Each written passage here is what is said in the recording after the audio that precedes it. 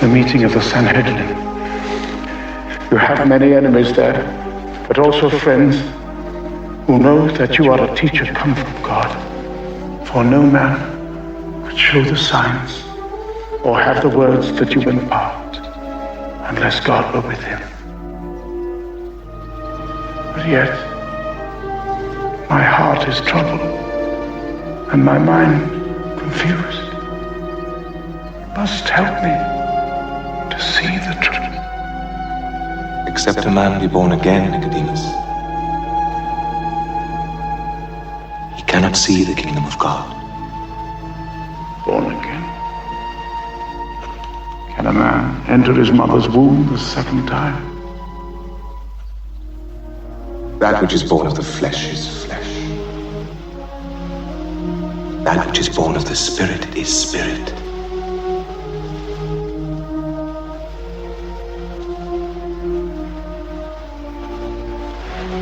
Do not marvel that I said to you, you must be born again.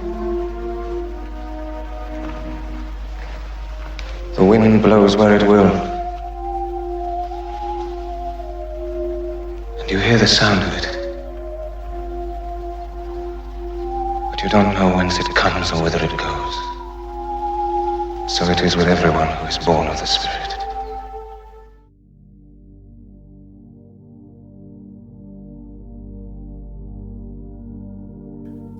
You agree that in the Bible, and it says right there, that God said, I created peace and I created war. I created good and I created evil. I, the Lord, created all of these things.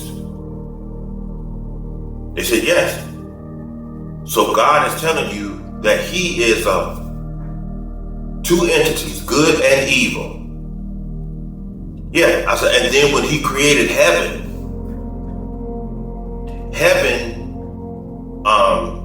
came about by way of the same God who has two entities, which is good and evil. And they say yes. I said, okay. So the knowledge, with that being said, the knowledge of good and evil, its root is in heaven and not on earth. Since you say that I'm wrong about there's a recorded history on earth regarding the knowledge of good and evil. Well, maybe the root of the knowledge of good and evil is in heaven. Consider God saying that he created good and evil. This has to root in heaven. Considering God saying that I created war, peace, good and evil. Well, let's say that it started in heaven. It obviously was, considering when he created Lucifer, according to the Bible, Lucifer was supposed to have been, quote unquote, perfect until at a point in time while you're in this so-called only heavenly plane, in time, iniquities was found in Lucifer. Iniquities, evil within the heavenly plane. So which that implies that the spirit of Satan influenced Lucifer in the heavenly plane to have iniquities, which is this rebellion from God. So this is what I'm saying. They say, well, what are you saying? What I'm saying is, considering what's in the book, now if Lucifer, if all of this transpired in the heavenly plane, and if all of a sudden the Creator found, past tense, iniquities in Lucifer, that means that previously there were no iniquities in Lucifer until Lucifer was contaminated by a satanic influence in which encouraged iniquities in him, which was a rebellion. Now all of this took place in heaven according to the Bible. This is the reason why Lucifer was cast out of heaven, because of his rebellion against God. And why was this a shock to God and the disappointment to God regarding Lucifer when God himself said that I created good and evil. Well, if you created good and evil, then that means evil was present in the heavenly plane when this took place. Silence. Crickets. Was the tree of the knowledge of good and evil rooted in heaven as good and evil is rooted in God? Crickets. The knowledge of good and evil is obviously Satan's recorded mentality. That's what it is. The knowledge of good and evil is the doctrination of Satan's mentality. Because Satan chose to remain satanic while God chose to be a God of goodness. That's the dual component. That's the freedom of choice. That's what it is. This is what God wants of mankind. Choose. Choose to be good or choose to be evil. However, when he was cast out of heaven, he was sent down here to the earth, along with the angels who fell up under his influence, because he fell under the influence of the spirit of Satan. And a lot of people get confused. They say, well, Lucifer is Satan. No, Lucifer is not Satan. Lucifer was the angel, and the angel fell under the wicked influence of Satan, which is the father of iniquities. This is the reason why the Bible says God at a time found iniquities in Lucifer, because he saw something different in Lucifer in opposition of the way that he designed and created Lucifer. So God said, wait a minute, I didn't create this. Where did this come from? Where do you think it come from? It came from what you created. You say you created evil. This is where it comes from. Now all of this is transpiring in heaven. All of this is transpiring in heaven. I'm still hearing crickets.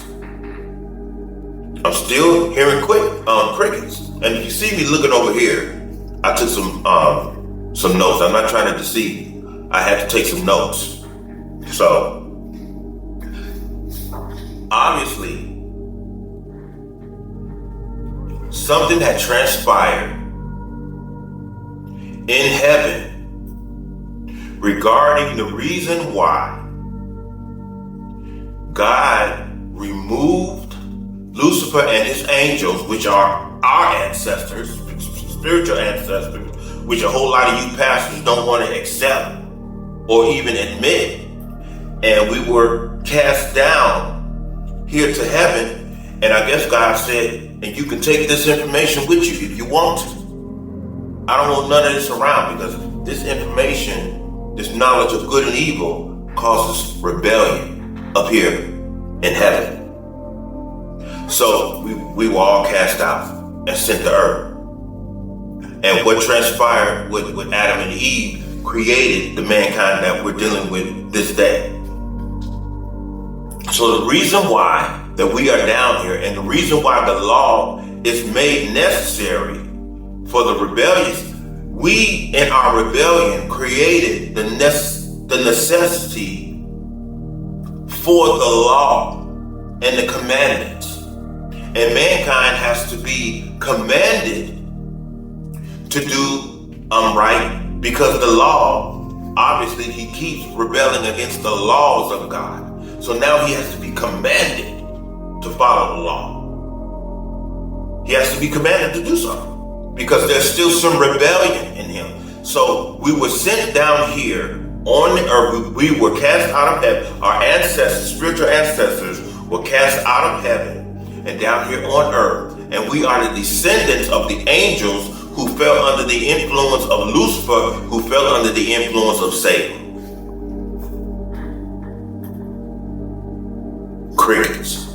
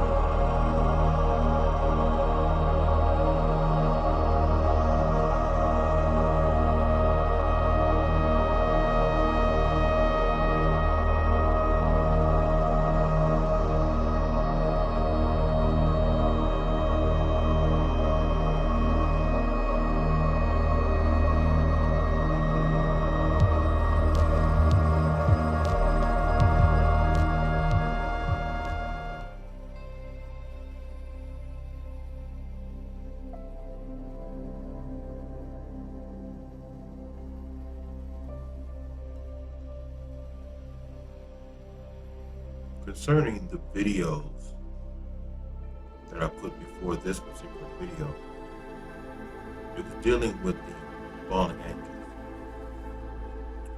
My last meeting with the pastors, I had said those words when I was talking about our spiritual being spiritual descendants from the fallen angels. And that concerned a couple of the pastors. And so I got of course, another phone call from Brother Walter today. And Brother Walter usually invites me over pretty much every Sunday to his mother's house, because he spends every Sunday with his mother. But this particular Sunday, he called me and he asked me, Brother David, what are you doing? I immediately assumed that he was going to invite me over, so I just told him, I said, what time do you need me to be present? And he just started laughing, and I went ahead and I laughed right along with him. He said, can you be by here by 6 o'clock? And I told him, of course, I'll be by there. And he said, because we need to talk about something very important that you said the other night in terms of the previous meeting. I said, yeah, that's fine. He said, I just want you to know I don't want it to be a surprise, or I want you to feel that anything is being imposed on you. He said, but there's 3 pastors who were present that night who are also going to be here, because we all want to get together to talk about something. I told him fine. So after I showed up and I greeted his mother and his grandmother, because his grandmother was present over there too, we all went to the dining room table, which is an area of his home that we always congregate. And as we started talking, they brought up what I said, that we are the descendants of the fallen angels. And they said, we would like to go over that. They said, because that's interesting. And I told them that, see, what our problem is, especially in the Black community, we're so influenced of historical accounts against our African ancestors. We mistake being only concerned about the African ancestors. You know, when we really need to and say that we are descendants from Africa. But it goes much deeper than that. It goes much deeper than that. It goes even further back, because we have spiritual ancestors as well. And we are the descendant of those spiritual ancestors. There's certain ingredients of characteristics that the Creator imbues in a certain entity, in which creates elements of characteristics, and that what makes this particular entity who and what it is before it's spoken into the womb of our mothers. And so the reason why I told them that not to discredit African ancestors, Native ancestors, or any other ancestors of the flesh, what is most important is who and what affected those before us in the flesh, in which imbued certain characteristics and mannerisms inside of us as descendants, to where we say, well, I must be like my dad, or my dad must be like his father, whatever the case may be. We have to go a little bit further back. No, not a little bit further back. We have to go all the way back to the beginning. And if you look at the characteristics of all of the fallen angels, as well as all of the names, you will come to understand, I think a lot of people will come to understand themselves a whole lot better. Past your physical ancestors, because everything is principle. So a lot of what the fallen angels were cast out of heaven for, a lot of us are involved in those very same things this day, right down here on earth. So what we have to do is study ourselves and study the environment and how it affects us, and make certain that we're not going feeding back into that society and environment and making the world stable with a whole lot of immoral things that are constantly activating. And as we continue to act on these things simply because of what has been imbued in our spirit by way of those before us, we have to first understand exactly where all of this comes from. So a whole lot of what the fallen angels were all about, as I said before, you see every day right down here on this earth. This is the reason why the world is going into darkness. And so unless we die to ourselves and allow ourselves to be born again into the spirit, then the world's going to continue to go into darkness.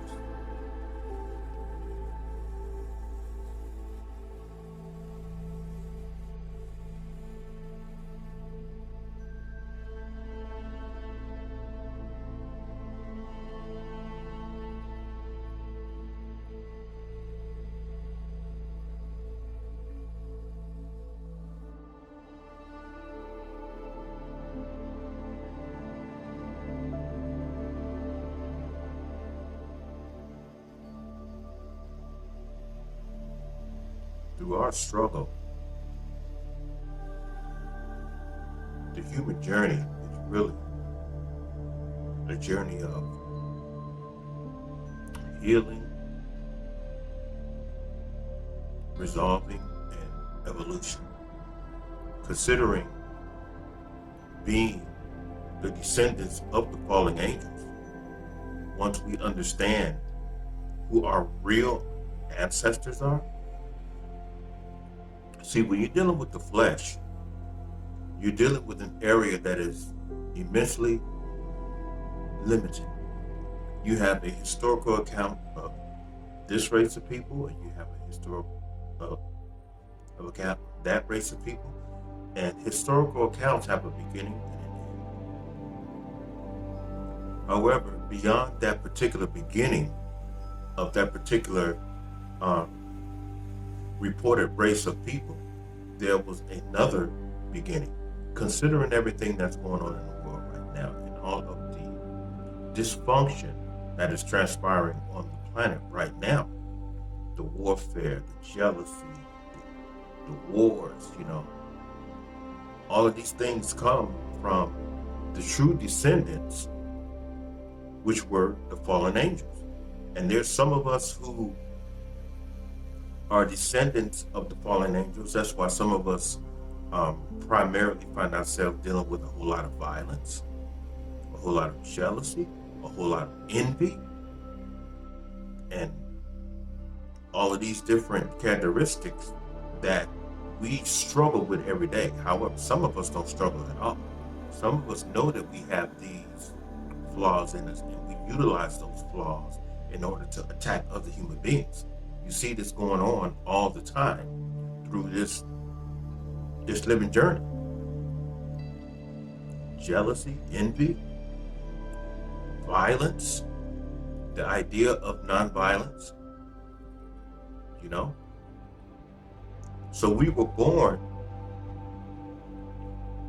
out of our physical ancestors who have already been contaminated by way of their spiritual ancestors who were the fallen angels, who had all of these ingredients sitting up inside of them. And once the physical aspect of those spiritual fallen angels started manifesting on earth through our physical form, this is one of the reasons why humanity is at war with itself this present day. Because our real ancestors are the fallen angels. And I feel as though every day a lot of us are in constant denial of that by way of the influence of religion teaching a false identity of everyone who involves themselves in the doctrines of religion. I'm a saint. I'm a Muslim, so I'm one who submits to do the will of Allah. I'm a Christian, so that means I am Christ-like, which implies I am a reflection of Christ.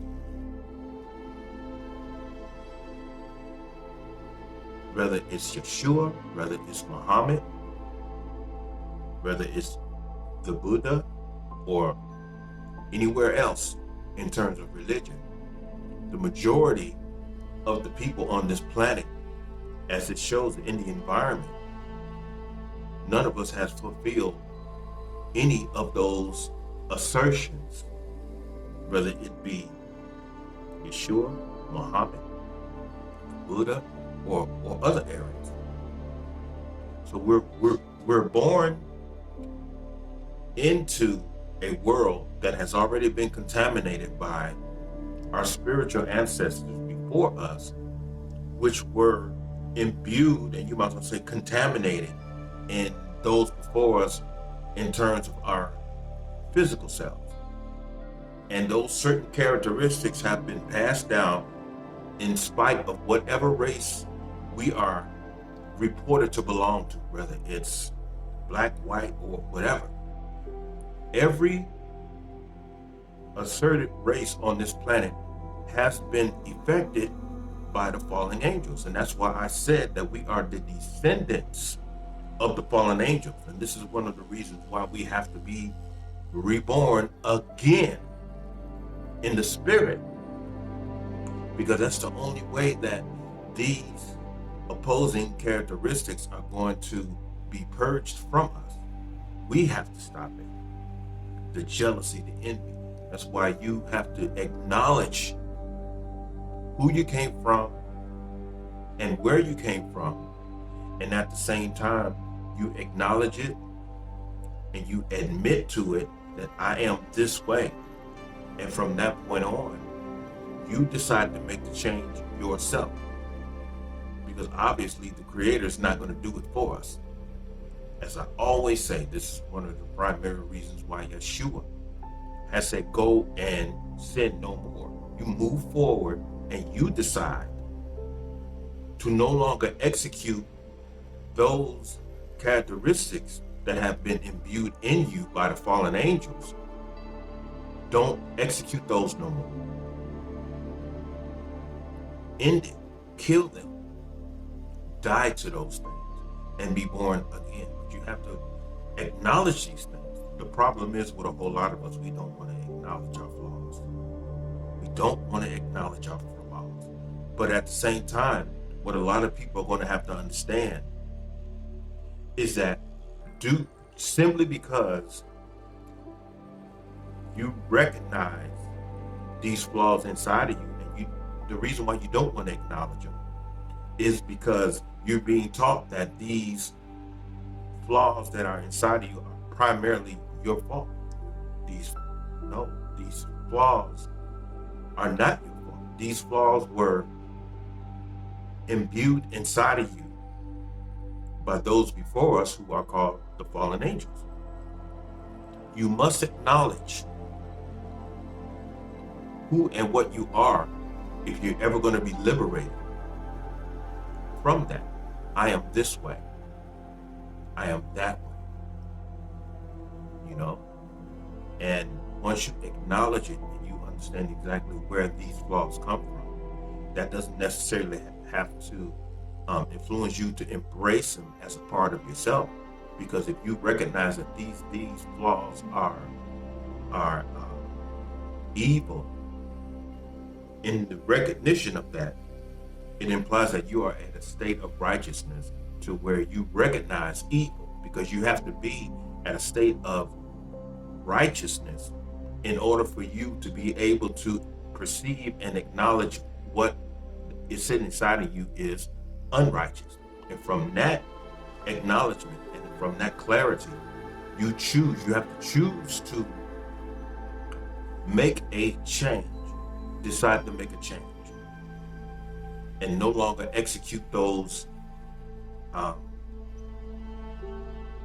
self-destructive evil doings to yourself no more. That's the only way that things are going to change for the human family. And through the example of one becoming better, encourages everyone else in the atmosphere to become better. The problem with the human family right now is that we don't want to acknowledge how messed up we are. And due to the fact that none of us want to acknowledge how messed up we are on the inside, this is what encourages and maintains the conflict and the disorder on the planet.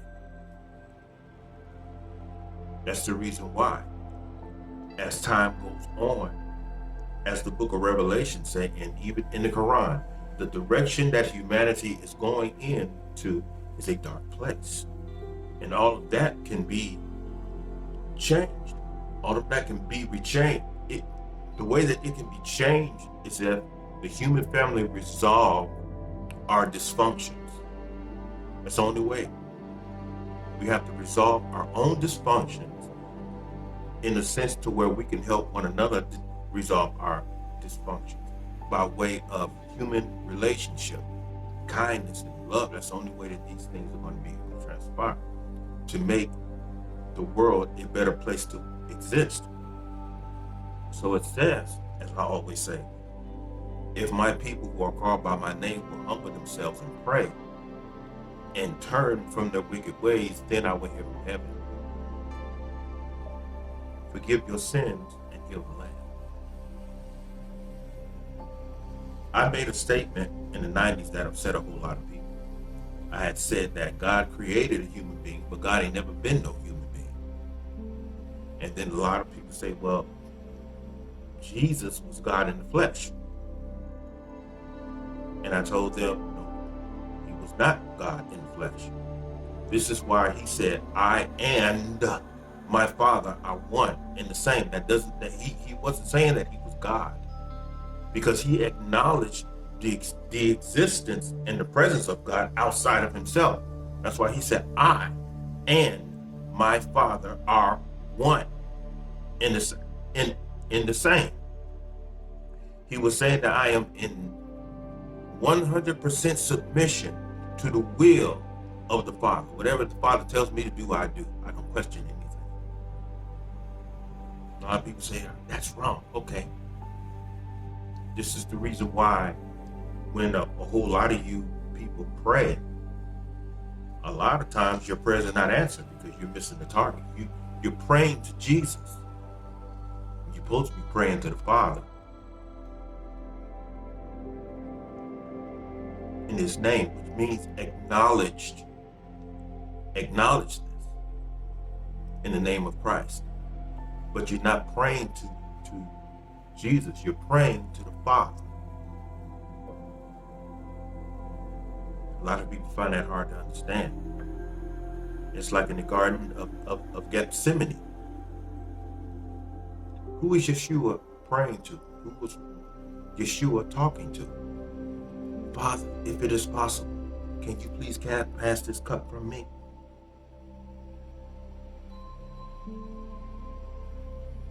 Who was Yeshua talking to? I believe That is why that particular chapter means so much to me. Because if you don't understand that he was not God, if you find that hard to accept, study the Garden of Gethsemane.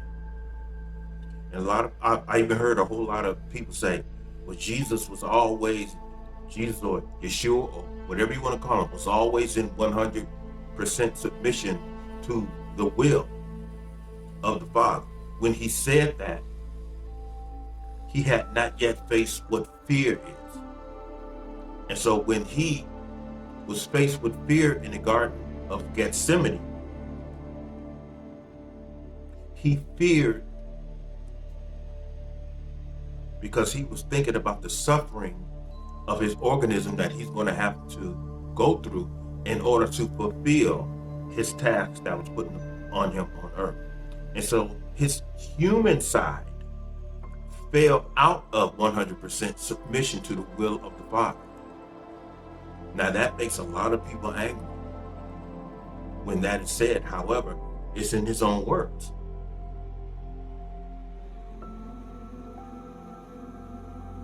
When he said, "Suffer it be so, for it is not my will, but thine will be done." Well, what do you mean, not your will? I thought you said that you and the Father were one of the same. So now you have an opposing will other than the will of your Father? That's why he said, "For it is not my will, but thine will be done." Well, what was your will? To see if I can get around having to suffer all of that physical turmoil. If it is possible, can you pass that area from me? And obviously, the Creator said, no, you have to learn about fear. And once you learn of fear and fear's intention and how it tries to divert people from the straight path, once you understand how fear's intention is to make you afraid, and once you understand the effects of fear and its intentions, only then can you be liberated from it and move forward. So after he faced fear and understood fear, Yeshua was able to move forward. And he said, oh, okay, I see why I have to go through this, because I wasn't tempted by you in the desert. I was tempted by everything else in the desert. However, in the Garden of Gethsemane, he came upon an entity that is called fear, which is used for the sake of intimidation and to make us afraid and to prevent us from moving forward in what the Father has us to do.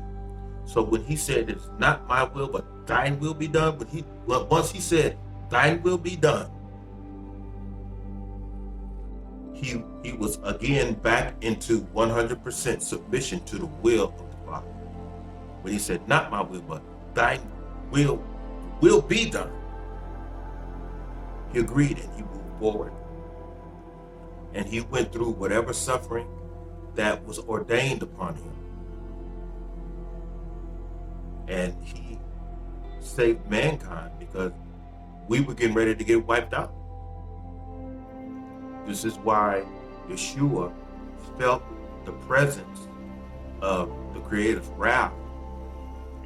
And this is the reason why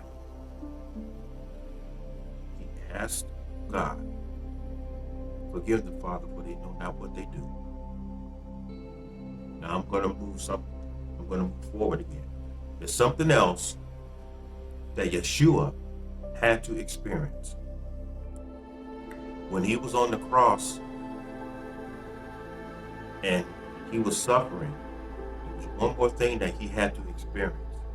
When he said, my God, why hast thou forsaken me?"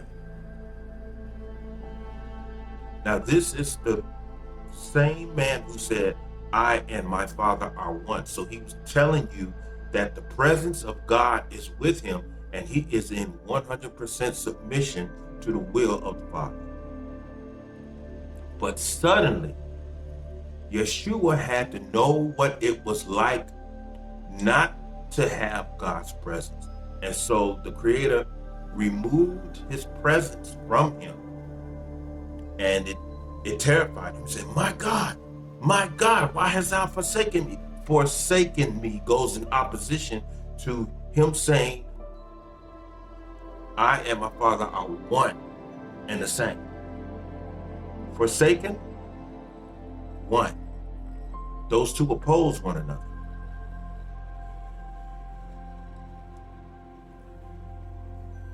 He had to understand what it felt like. Like a lot of us, when something goes really bad and we feel as though there's no hope and therefore there's no future, and you look around, nobody is helping me get on my feet. I know what that feels like.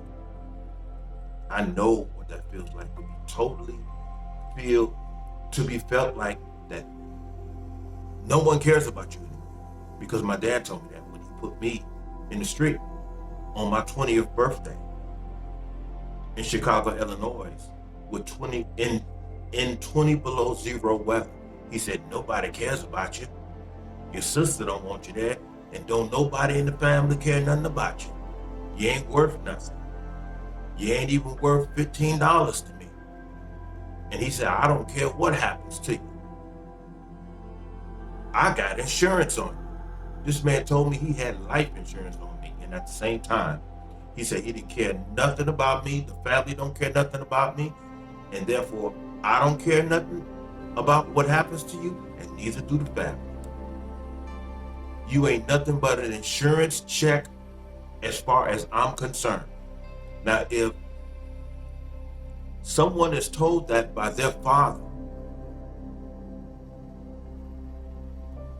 and you're out here, you feel forsaken, and you in Chicago, Illinois, you are walking in 20 below zero weather, and you had just got betrayed by your sister and your father on your birthday, and you were thrown in the cold streets in a blizzard at 20 below zero weather in Chicago, Illinois.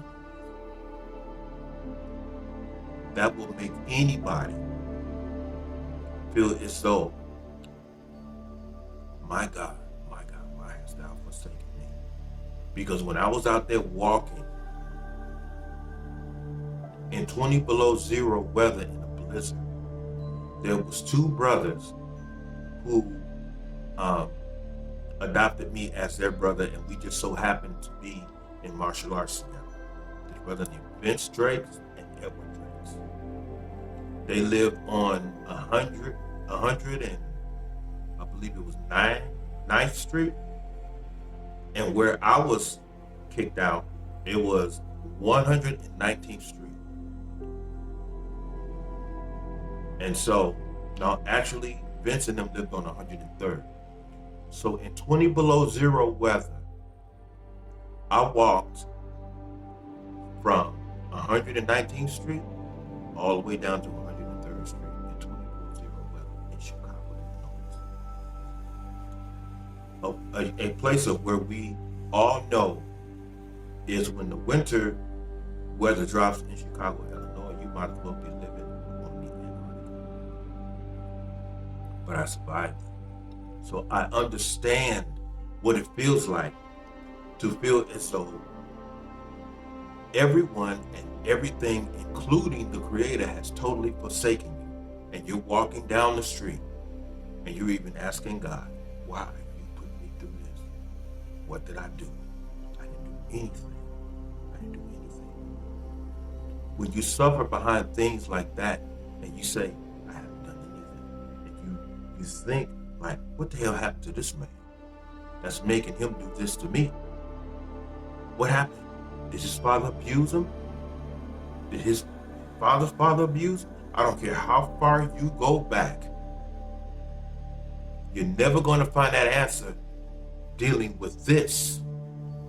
You have to go all the way back to the fallen angels who at some point in time contaminated someone in your physical family that has passed down those cold-hearted characteristics down until it finally got to you, and you're suffering now.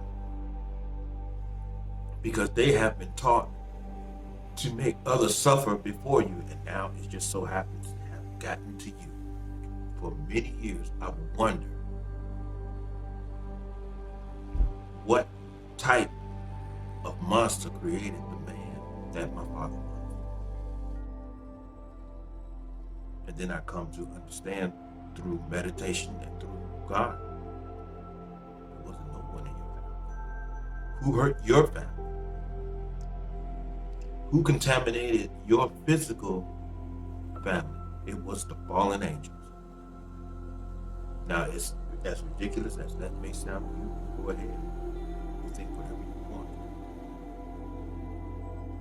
But a lot of characteristics, if you study those fallen angels, envy, jealousy, all weapons creators, weapon designers, atomic bombs, swords and spears and machine guns, grenades, all of those are cultivated by way of the information in which the fallen angels were skilled at. And every single trade, you might as well say, as the fallen angels had, were rooted in rebellion against righteousness. That's where it all comes from. It all comes from that. And so when it comes to the human journey and us out here hurting one another and battling with ourselves, we have to understand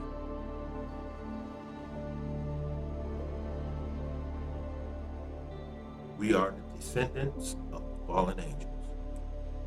And once you understand exactly how those characteristics have been filtered into you, only then will you be able to stop what most people call a curse, a family curse.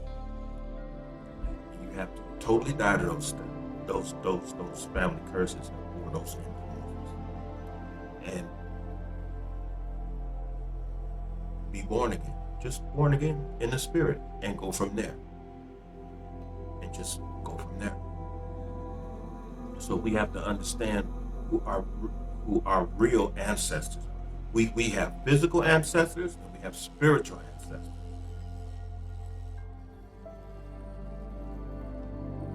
And when you're born again in the spirit and you accept that, then you have to understand the reason why you had to be born again in the spirit. Then from there, you go all the way back to the beginning, and you're going to bump into the fallen angels. Once you understand which one of those fallen angels reflect what's going on inside of you, only then will you be able to identify what the problem is with you in terms of prayer, recognition, and resolve. Then, only then will you be able to be liberated from it, because you have found clarity. And clarity has found you. You have to meet clarity in the middle. And the only way that you're going to be able to meet clarity in the middle is clarity standing there waiting for you. You meet clarity in the middle by way of your acknowledgement of the flaws that have been contaminated inside of you as a human being from those before you. And only then will you be able to move forward. And from that point on, things are going to make sense. Because for a long time, wasn't anything making sense to me. Wasn't anything making sense. And you said, why is there so much war on the planet? Study the fallen angels. Why is there so much? Why is everybody always stabbing each other in the back and people is jealous of one another? Study the fallen angels. Oh, black people are this, black people are that. It's not about race. It's about spirit. Go a little deeper. Go a little bit further back.